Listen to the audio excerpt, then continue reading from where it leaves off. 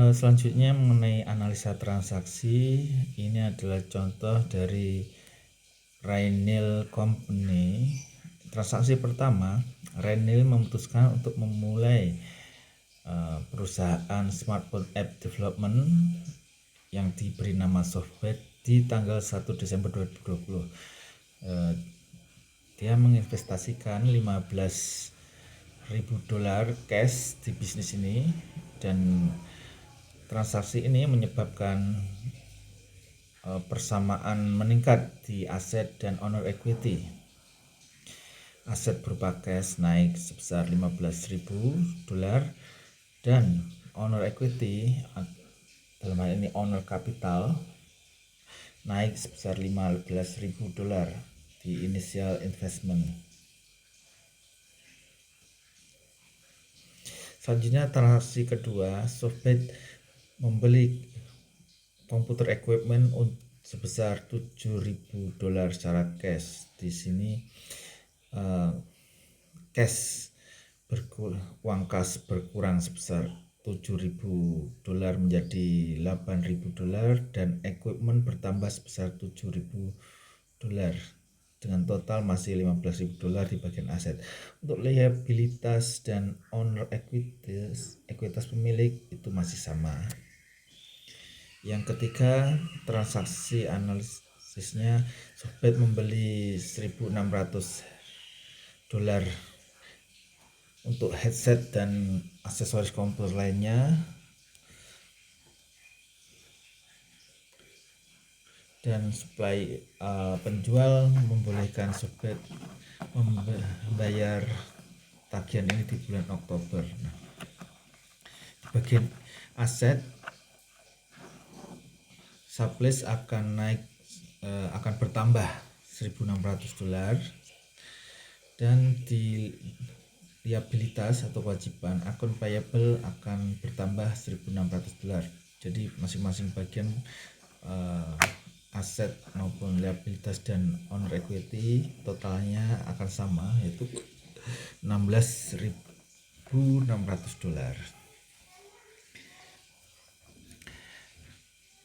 Transaksi keempat, Softbet menerima $1.200 secara cash tunai dari customer untuk jasa pengembangan app yang telah diberikan.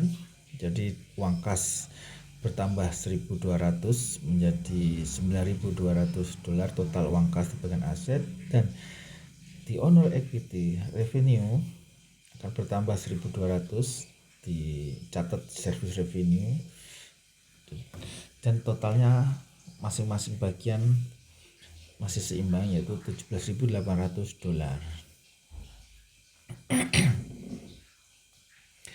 Selanjutnya transaksi kelima, Softbet menerima tagihan $250 dari Daily News untuk iklan online di website, tetapi menunda pembayaran sampai sampai bayaran di kemudian hari maksudnya. Nah, di sini yang berubah hanya di bagian liabilities, ada penambahan di akun payable $250, dan di beban expense itu ada penambahan $250 untuk beban iklan ini. Transaksi keenam, Softbet menerima $3.500 dari jasa pengembangan aplikasi untuk customer, $1.500 secara tunai, dan tagihan non kredit yang akan diterima kemudian sebesar $2.000 di akunnya. Jadi di sini adalah cash bertambah $1.500 dan akun receivable piutang bertambah $2.000, dan di sisi on revenue bertambah $3.500.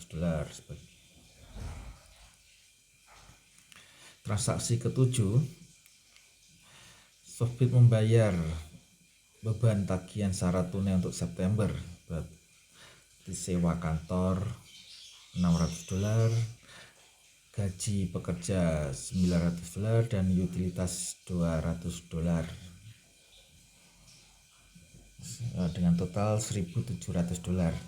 Yang berubah di sini adalah di cash berkurang $1.700, dan di beban akan bertambah $1.700.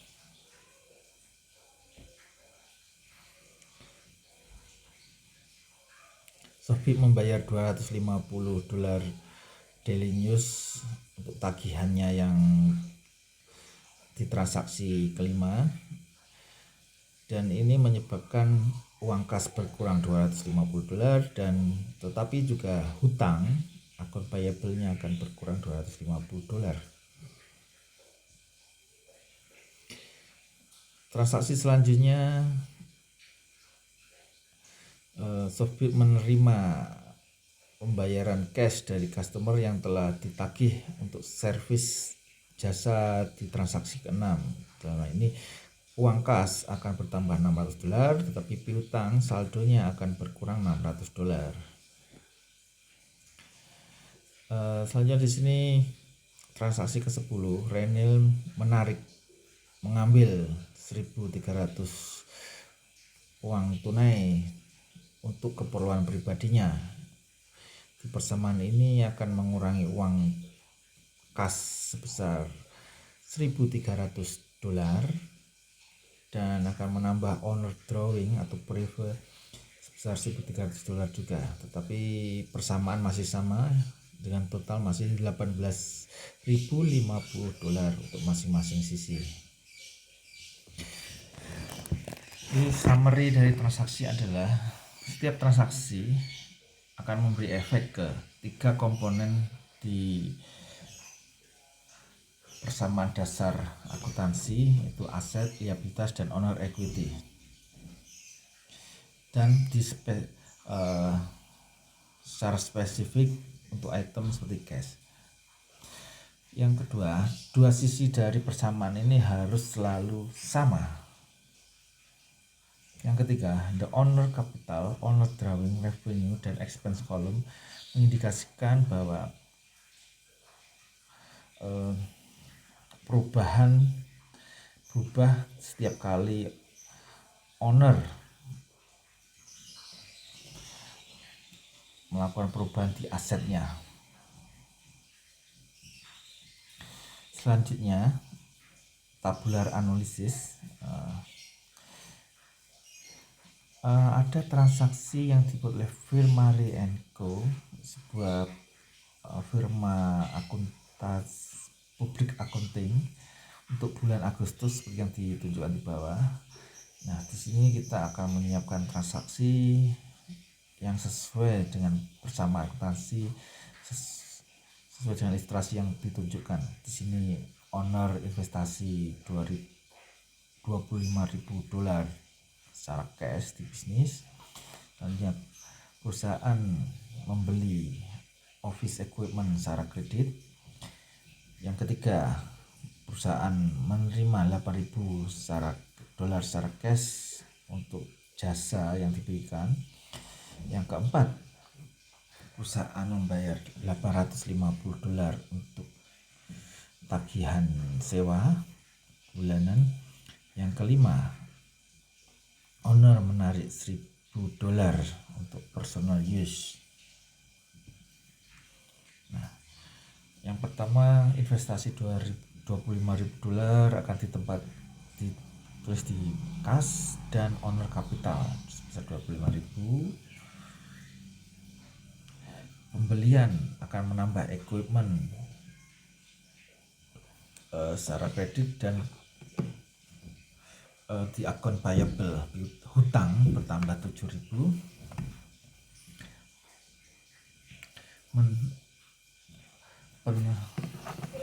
Pemasukan sebesar $8.000 untuk jasa akan menambah kas sebesar $8.000 dan revenue. Selanjutnya, pembayaran beban tagihan sewa akan mengurangi kas dan menambah beban biaya juga. dan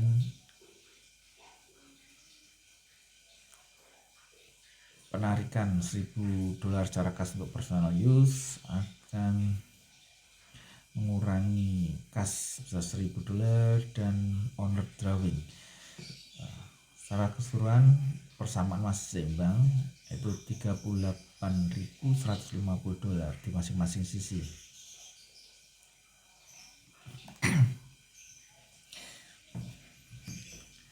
Selanjutnya adalah 4 financial statement. Jadi perusahaan menyiapkan 4 financial statement, masing-masing adalah income statement atau laporan laba rugi. Selanjutnya ada owner equity statement atau laporan arus kas, laporan ekuitas yang sebenarnya balance sheet atau neraca, dan statement of cash flow, laporan cash flow arus kas. Net, di sini ada pernyataan mengenai financial statement. Net income dihasilkan dalam satu periode ketika, di sini kan yang jelas yang gede revenue lebih besar dari expense.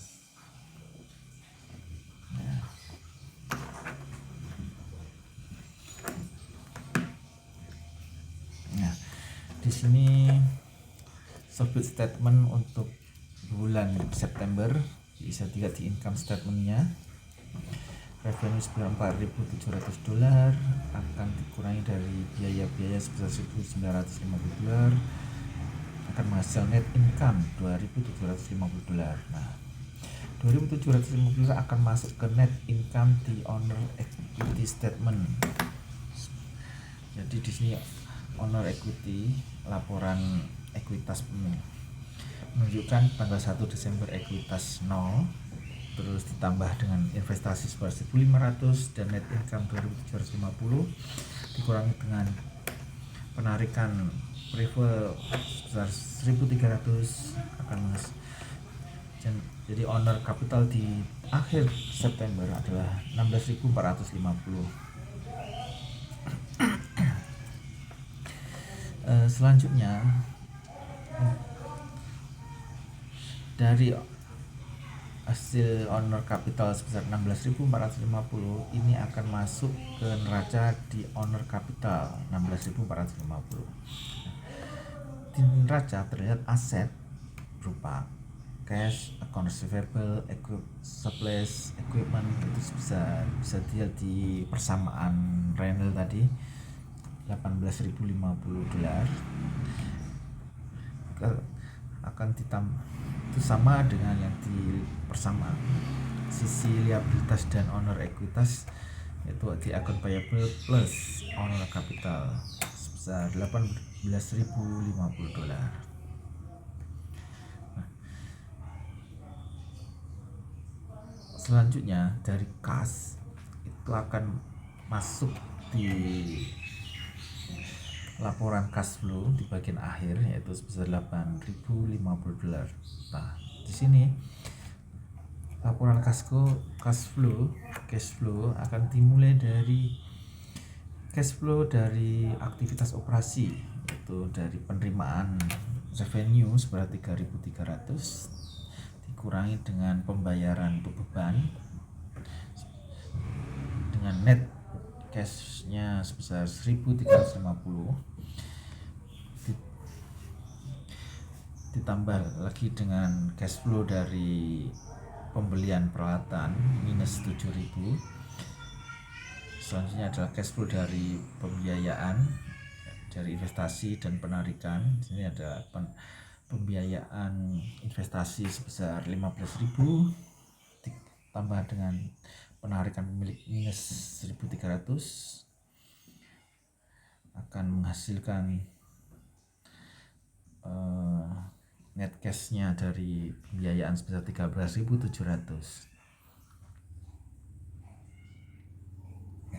Jadi net kenaikan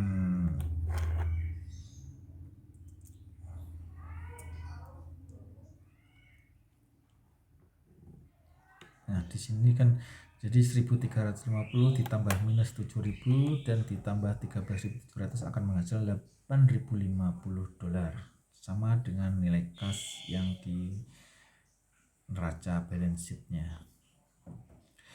Nah, income statement atau laporan laba rugi adalah laporan pendapatan dan biaya untuk periode secara spesifik dalam satu jangka waktu tertentu. Daftar daftar pemasukan akan berada di yang atas, selanjutnya diikuti dengan biaya. Hasil akhirnya akan menunjukkan net income atau net loss, jadi laba atau rugi. Di laporan ini tidak termasuk investasi atau transaksi prefer, penarikan uang oleh owner, dan ini business in measuring net income. Mengenai owner equity statement, ini melaporkan perubahan ekuitas untuk periode secara spesifik dalam jangka waktu tertentu. Waktu yang tertentu ini sama dengan yang ditunjukkan oleh laporan laba rugi atau income statement. Terkait balance sheet, laporan aset, liabilitas, dan owner equity itu ditujukan untuk satu tanggal tertentu, bukan periode. Jadi secara satu tanggal secara spesifik, biasanya di 31 Desember akhir tahun. Daftar aset berada di atas, diikuti dengan liabilitas dan owner equity. Total aset harus sama jumlahnya dengan total liabilitas dan owner equity.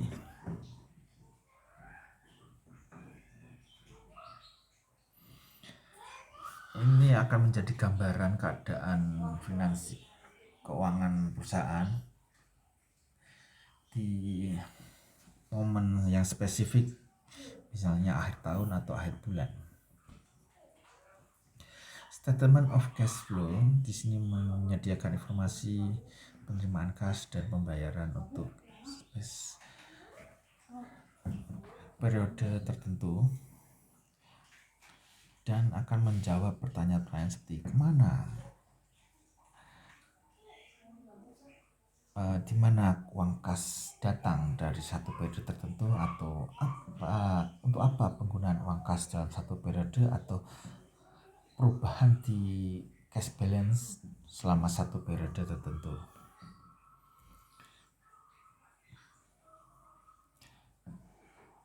Selanjutnya adalah di mana di bawah ini mengenai financial statement yang disiapkan untuk secara spesifik di tanggal tertentu, bukan periode ya. Nah, di sini kita akan memilih A, balance sheet.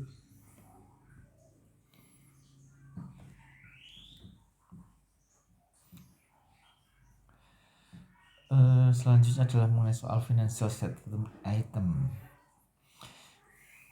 Di bawah menunjukkan informasi finansial yang terkait dengan Flanagan Company di Desember 31, 2020. Di sini tercatat di equipment $10.000, kas $8.000, service revenue $3.636.000, rent expense $11.000, account payable $2.000, utilities expense $4.000, account receivable $9.000, salaries and expense $7.000, not payable $16.500, owner drawing $5.000. Yang pertama, tunjukkan total aset Flanagan Company di 31 Desember 2020. Aset di sini berarti equipment, kas, ya itu aja sih, berarti 18.000 ya. Mari. Oh, ada salah, ada account receivable, berarti totalnya 27.000. Kas, account receivable, dan equipment 8.000, 9.000, dan 10.000, $27.000. Net income itu akan berasal dari service revenue dikurangi biaya-biaya, rent expense 36.000 dikurangi 11.000, dikurangi beban gaji 7.000, dikurangi beban utilitas 4.000, sama dengan net income-nya 14.000. Owner equity itu sama dengan total aset dikurangi liabilitas,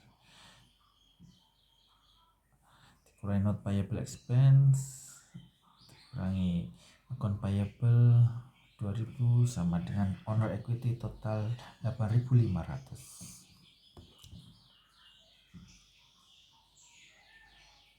Ya, ya, demikian akhir dari presentasi ini. Terima kasih.